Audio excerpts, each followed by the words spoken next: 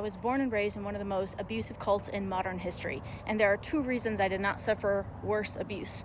Number one is that I was born last in my sibling lineup. Number two, nothing to do with me being the youngest, but it's because around the time I was born, there was a series of international raids. So local authorities stormed these compounds. There were several raids in different continents and countries around the world. This was a coordinated effort, and I'll give them the benefit of the doubt. They didn't know what they were getting into or signing up for. They didn't know how many people or children were in these compounds because, yeah, it was like 50 to 75 to 150. They did not know what to expect, and they were often third world countries that did not have the resources to support the children that they rescued. Real quick pause. They arrested the adults, and they rescued these children and put them into institutions, often in third world countries. This is why I tell this story, because it's a powerful example of why just because the headlines say children were rescued does not mean the children were safe. I'm going to keep my language very soft. But in these institutions, some children suffered the same and worse abuse.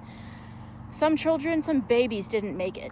But here's why it happened, and here's the testament to the power of awareness, because awareness reduces the predator's ability to operate.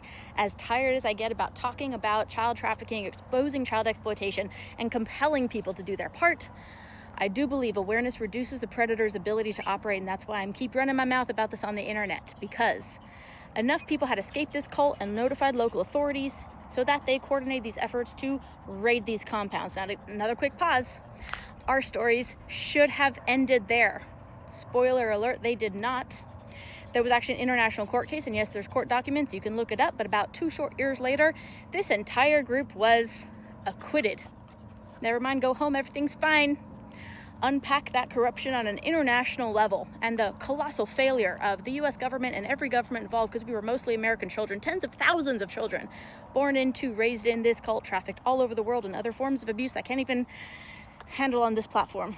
But here's what it did do. It reduced the predator's ability to operate. It literally forced the cult to pretend to be less abusive. They literally burned the books. They literally implemented age minimums for doing bad things that they shouldn't be doing.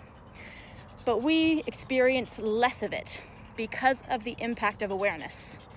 This story teaches many lessons, but I want you to take 3 important things away from it. 1, just because the headlines say children are rescued does not mean those children are safe. 2, just because the headlines say children are rescued does not mean those children's stories end there. In my case, we should have had a childhood. We should have been able to go to school and get medical care and have other normal life things, but nope. However, awareness reduces the predator's ability to operate, and that is why we speak up.